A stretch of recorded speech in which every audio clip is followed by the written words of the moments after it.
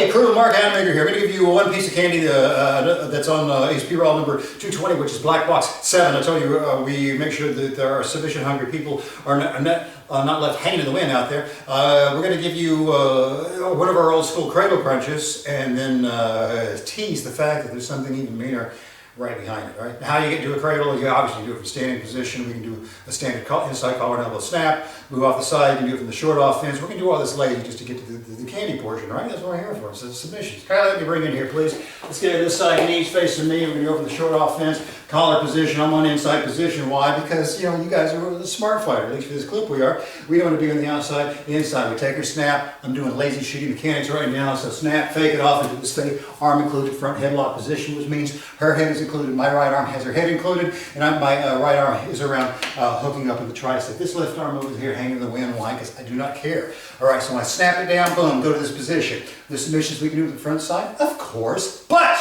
just like in boxing, striking, anything else, we want off angles where we can.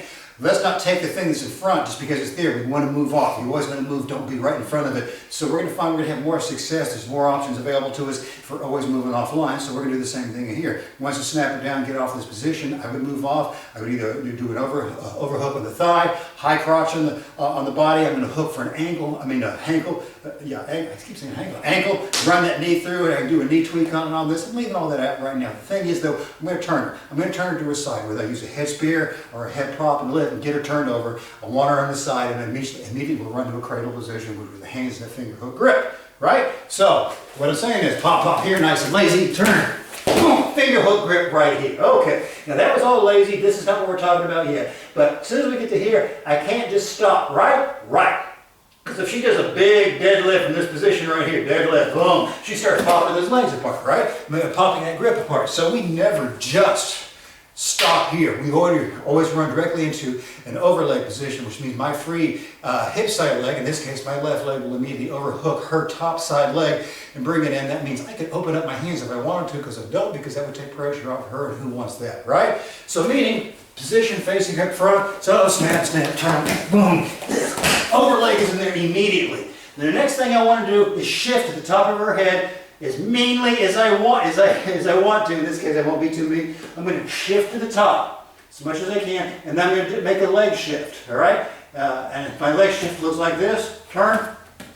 There's my tap. Now I'm going to do it again, just a moment. Slide to the side for a moment. Make sure in that leg shift, I don't want to turn her.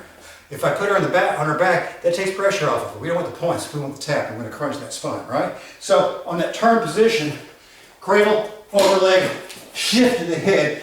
This leg comes over the top. It goes to the outside of your overleg calf. Then that leg can come out. Then one more shift to the head. If you're keeping everything nice and tight and compact with this squeeze, that's where the crunch comes in, all right? Let's do it one more time. Snap, here, lazy, turn, overleg, to the head. Here's the tap, all right? Yep. Get out of here, tap. Now, that's, we give it in far more detail and running into it on the volume overhaul, which is 220, black box 7. But there's one thing we're not showing right here. This hurts, and it pulls the tap. But let's say you wanted to really hurt him, really kill him. There's one thing we left out. It's called the man killer. It has to do with what the right hand does. And it's very small. It's this much motion. And if we do that, you'll have them up forever. That's one reason we're not showing it here. And if you do want to see that kind of meanness, you got to pony up. So even if you're playing with this one, be safe. We'll let you know. It's mean, but it gets way meaner than that.